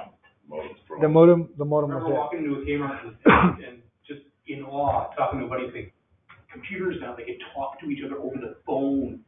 1,200 baud. it. Right. Just imagine. Oh, yeah. Yeah, I remember playing, what the hell was that game? No, it's before Doom. Oregon Trail. Oregon Trail. In grade school. Everybody does. I have no idea. Oregon Trail in grade school. Big ass computer with one of those. Dial it up. There's a great web version of it. You can go back and relive all the glory days of dying in 50 years. Can you still? They have a card game now. Does Micro Center sell modems? Well, the card game is horrible. Does Micro Center sell modems? That's what I always got. Micro Center, do they sell modems? All right. Anyway, what modems do is essentially convert analog signals to digital signals. That's what they do. It would take computer, which speaks digital, and prepare it for transmission over analog lines, which would be your POTS lines. Asynchronous devices, no clock signal. Yeah, that's a modem. That's what it looks like. DTE, DCE, and CSU, DSU, sometimes combined into a TSU, a terminal service unit.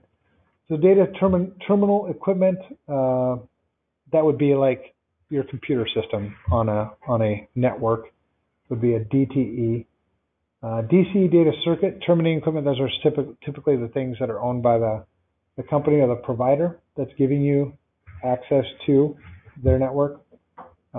Typically they would own the router back in the day when we used DCEs and DTEs. Synchronous. So synchronous always means that there's a clock signal. There's some way to keep the communication in sync. Does anybody use modems anymore? Well, I assume, what are you using for, you got to have a modem built into your fax machine. That's right. Yeah. So those people that raise their hands. Management being done with them. Yeah. Oh, yeah. Actually, modems are, if you're going to do credit card transactions, unless you're going to encrypt, from point to point, right, from all the way from the device to the payment processor, I think modems are a great way to process payment cards.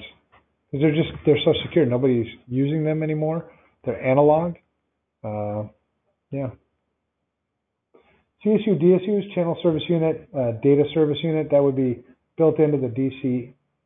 Typically either built into the DC or a separate device, and it would provide all the clocking and signaling for the communications. Before they died out, the last kind of hurrah was TSUs, terminal service units. Yeah, I don't see any of these anymore.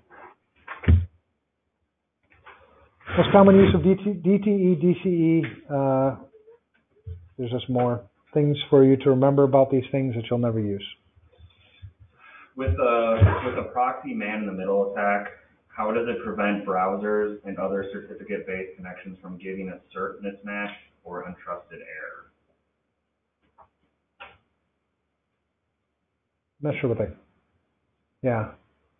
It won't be on the test, but I will answer that question when you bring me that phone and I can read it again. But not, do you want to bring it now or later, anytime?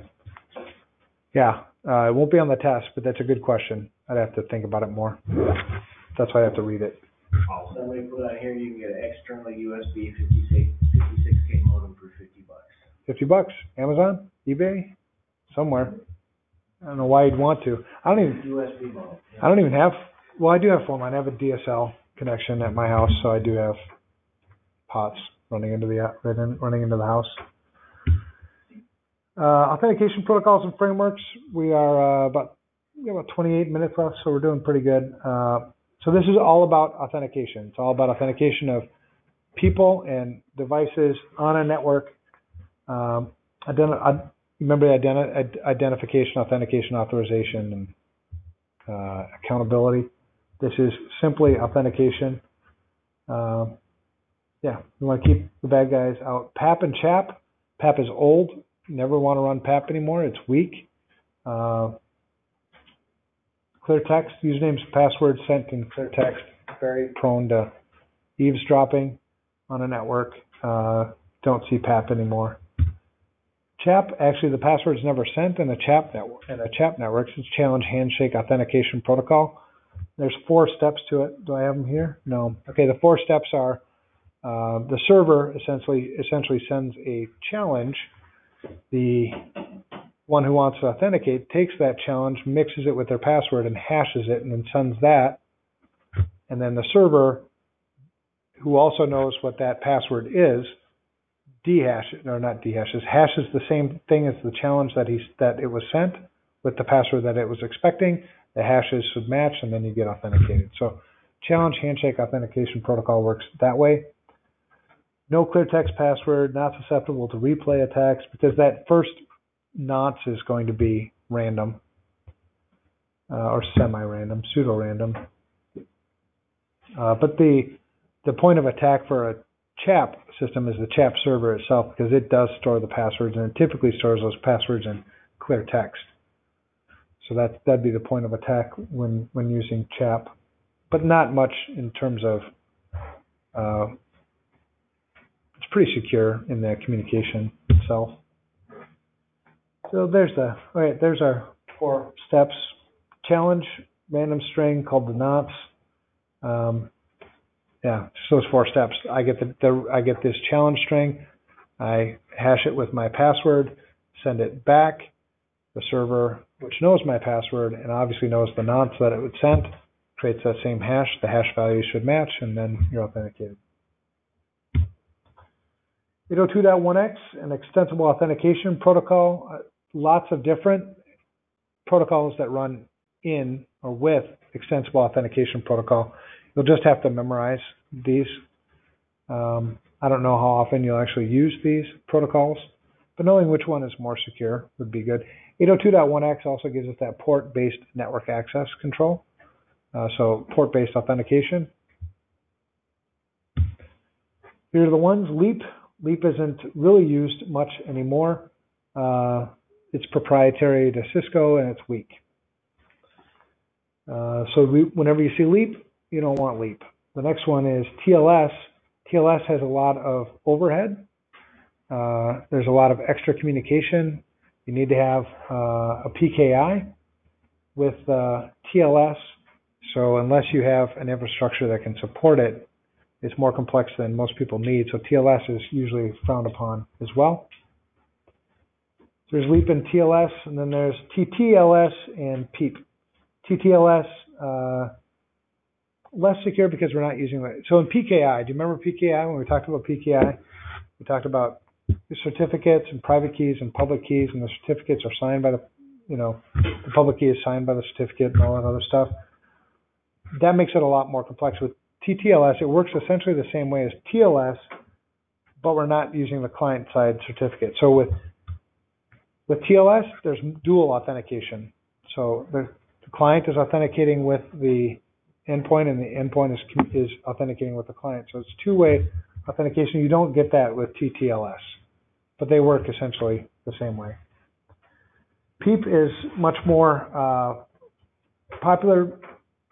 We can use, in all these extensible authentication protocols, you can sort of mix and match because the way the standard's written, I mean, it's extensible. You can write your own if you wanted to.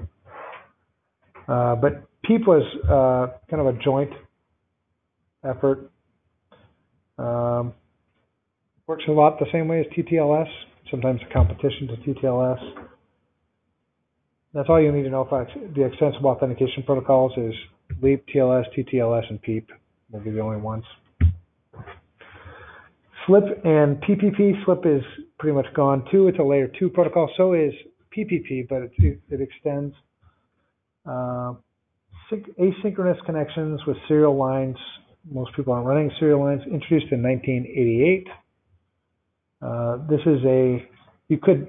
This was meant to be a kind of a remote access VPN protocol, but it's not in use anymore today. Replaced by PPP. PPP actually provides the foundation for a lot of VPN stuff. Like PPTP uses PPP. The PPP, point-to-point protocol, is what PPP is. Remember that's a replacement for serial line internet protocol. It is based on HDLC. We talked about HDLC just briefly before. We don't need to know anything more than that about HDLC. Yeah, confidentiality, it's extensible. That's all you need to know for PPP. Point-to-point tunneling protocol. The first time I ever ran into the point-to-point tunneling protocol is when it came built into Windows NT. So it's been around for quite a while. It's still used in some places, but it tunnels PPP through IP using GRE. Do I have GRE on here? Yeah. Generic routing encapsulation is what GRE stands for. Yeah. Layer 2 tunneling protocol. So PPP kind of, because Layer 2 tunneling protocol doesn't have to be used for just VPNs, and I don't have to encrypt data with it. It's just simply a tunneling protocol. It requires other things to provide its encryption, the Layer 2 tunneling protocol. So usually it's used in combination with IPsec. which then adds additional overhead to my communications when I could just use IPsec to begin with. It can also be used on non-IP networks. So if you ever get asked the question, which VPN protocol can be used on non-IP networks, your answer would be L2TP, which would make sense, right? Because it's layer 2 tunneling protocol. It doesn't matter what's at the higher levels, right? It can extend into those. All right, we talked before about IPsec. Here it is again. I promised it was coming again. IP version 4. Again, no security built in. IPsec is built into IP version 6. Stands for Internet Protocol Security. Been ported to IP version 4 when it was developed for IP version 6. Talked about the two major protocols, encapsulating security protocol and authentication header. Authentication header does not provide any confidentiality for the data, but does provide integrity for the data packet. Encapsulating security payload provides the confidentiality. So normally, or oftentimes you'll see these two working together, but they don't have to. Those are the protocol numbers. Those aren't port numbers. Those are actual IP protocol numbers. And there's a pretty picture of how that works. When we've got the encapsulation and the de-encapsulation. TCP IP message. So you can see on this one we've got authentication header and encapsulating security payload being used in the layer 2 frame with its new IPsec header that was received when it was a datagram. So just flows down, keeps stacking on additional data. That also provides that encapsulation, which is the secure communication.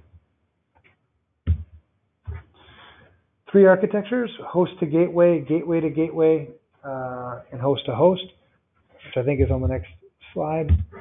So host to gateway is what we're traditionally used to when we connect to a VPN, connect to our work VPN on an IPsec tunnel. That would be a host to gateway. We've also got site-to-site VPNs, or gateway-to-gateway modes for IPsec. That's what it looks like. But you can also do host to host. This is typically used for systems that's, well, we're not going to go into too much detail, but there are systems that can speak IPsec natively. That's the most common host-to-host communication with IPsec. But knowing those 3 architectures, host to gateway, gateway to gateway, and host to host, pretty simple. That's all we need to know. So we knew what we knew before from IPsec. We did transport mode and tunnel mode. Here we talked about, and I think we also talked before about, crap. I can't remember off the top of my head. We talked about the negotiation of IPsec key exchange, IKE, Internet Key Exchange, and we also talked about ISA KMP. Here we're not covering that same stuff. We really just expanded upon what we knew before by adding on the modes. So SSL and TLS. TLS is the way to go now, 1.2, described in RFC. Anything that's got an RFC is also a standard.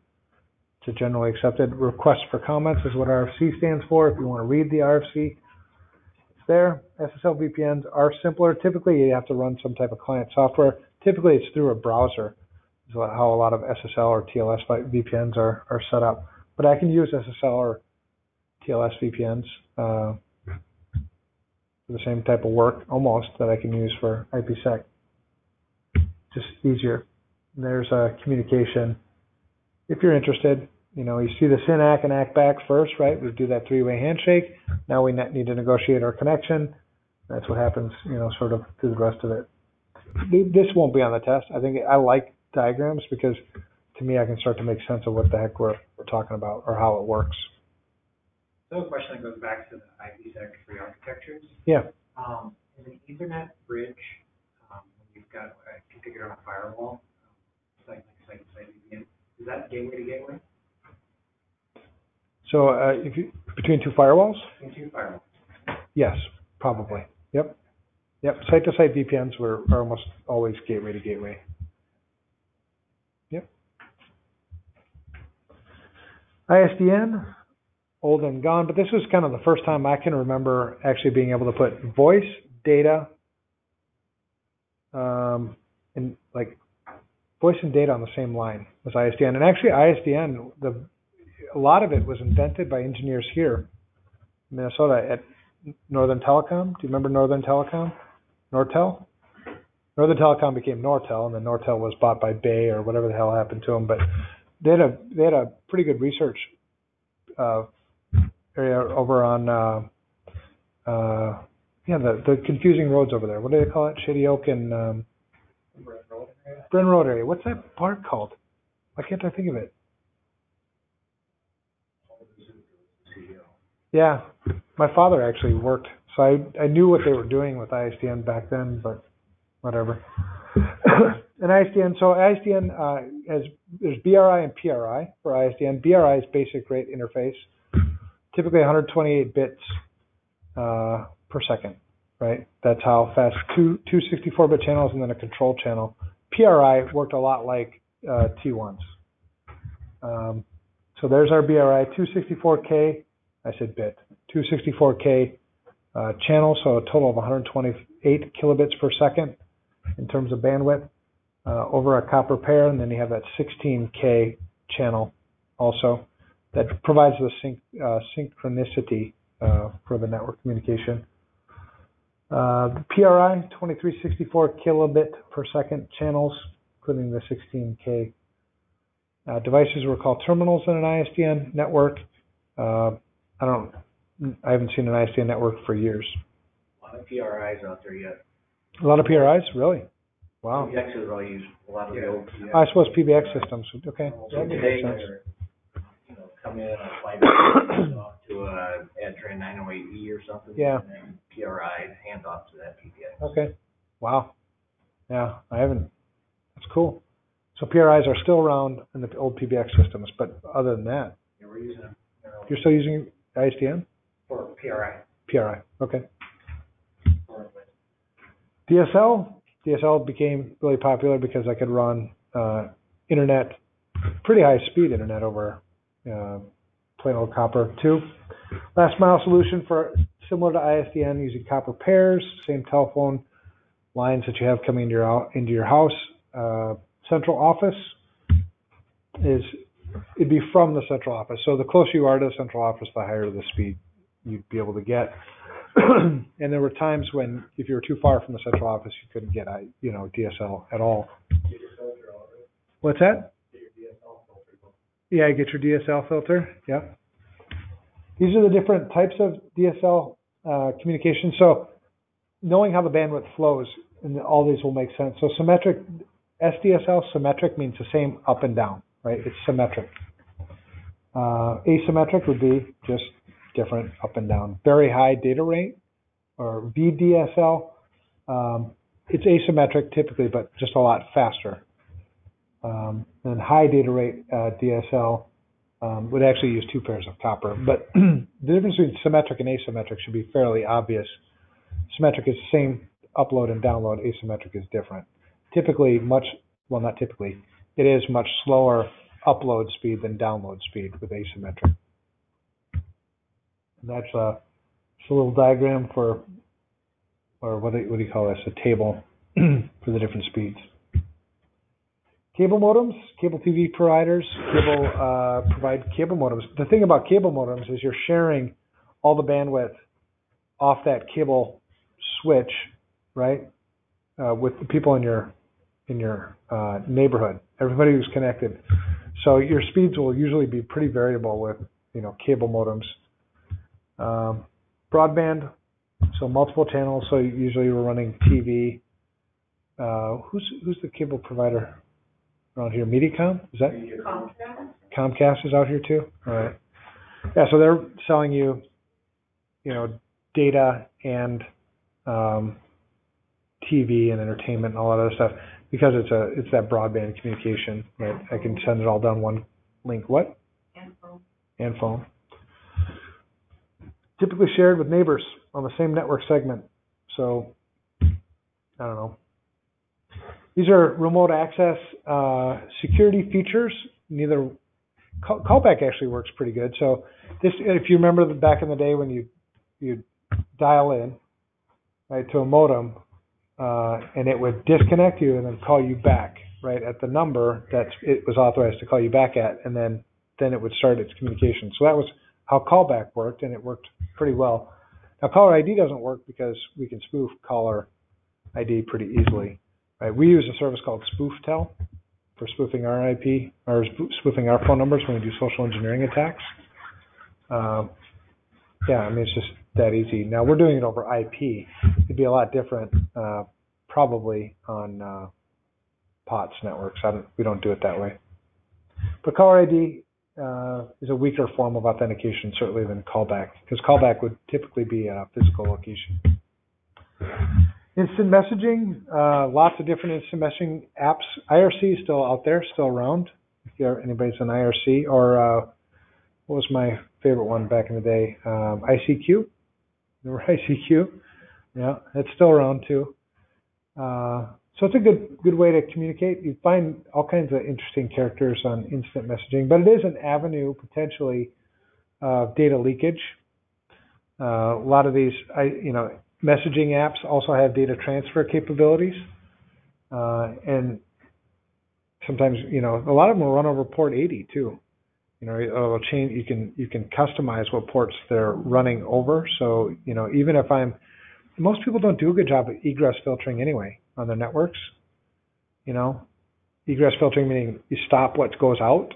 We focus so much on what we allow in, but we don't stop much what goes out. So it's just an easy way. You have to be careful with instant messaging potentially. IRC, Internet Relay Chat. Lots of things, cool things happen on IRC. It's been around for quite a while. It's just an instant messaging application. You can see the ports if you wanted to block the default ports, but you can change those anyway, so don't rely on that. And IRC also has a file transfer method sometimes. A lot of what was the big one? The attack against ion orbital cannon. Ion orbital. Do you guys know what I'm talking about? The command and control was built into IRC. It took down PayPal. Yes, that one. Yeah, that was all run through IRC. So it can be dangerous, just like anything else. Remote desktop or remote console access. So most of us don't remember our logon and RSH. Those are typically been deprecated, right? We don't run those anymore because they're not secure. We don't expose those to the internet. But if you did, there'd be TCP port 513 and 514. Those RSH and our login run on Unix systems. There's no daemon typically for Windows systems for those remote console protocols. VNC though, some of us have seen that, and RDP is like wildly popular. If I see another RDP server hanging out on the internet with username and password, I'm going to puke. But I won't really puke because then I'd lose a lot of weight. But that's there's just no excuse for it anymore. Those are such targets, So running port 3389 open to the internet is just a bad idea. It's very convenient, but the security trade-off isn't worth it. We see a lot of those systems being compromised. Every one of those ports that you open, through the firewall is just another crack in your wall, right? If you think of like building a perimeter to keep all the bad guys out, and you keep opening these little cracks, some of those cracks are pretty. An attacker can get in and just wedge it open, right? And that's what I always think of when I think of 3389 open. Wireless application protocol. So this is a protocol for displaying, running web applications on mobile devices, typically. Web services on handheld wireless devices, handheld device markup language versus HTML. There's a wireless transport layer security, which is a substitute for the transport layer security. WAP browser, micro browser, and WAP gateway. Yeah, that's wireless application protocol. And that's it. Holy. Micro browsers at a micro brewer. Micro browsers at a micro brewer. Is WAP actually, is it actually used for mobile website development anymore? I don't think so. I don't think so either. No, I don't think WAP is used anymore. People are just coding their websites to render on wireless devices. Because there's not a bandwidth restriction really anymore. There's not much of a processing restriction anymore now with these, A10 chips or whatever the hell are running on my phone. Yeah, it's quad core. I mean, it's like crazy what we got running. So I don't think there's any reason to run wireless application protocol anymore. All right, so catch up on your reading if you haven't. We're done with that technical one, and now we move into identity and access management, which is a huge challenge for most organizations in practice. They don't even know what users they have, and what are configured and how to authenticate and all that stuff. So we're going to start with that one. Brad will be leading on Thursday, so you don't have to listen to my dull voice anymore. Brad's more chippy and cheery. But some of the questions. This was a good tonight. I felt like we had a connection. Like we had a bond. I felt like we took our relationship up a notch today. Yeah. Well, as soon as I get his social. Yeah, got that for you. All right. So have a good night, everybody. Good night tonight. What do you guys use for access management? Okta or? We use Google Authenticator a lot. We use Office 360. No, we actually use Office 365 and Azure quite a bit. So it's, you can configure it built in there. So most of our stuff is text-based, dual authentication. Yeah, and a lot of that, there's vulnerabilities in that too, just like anything else.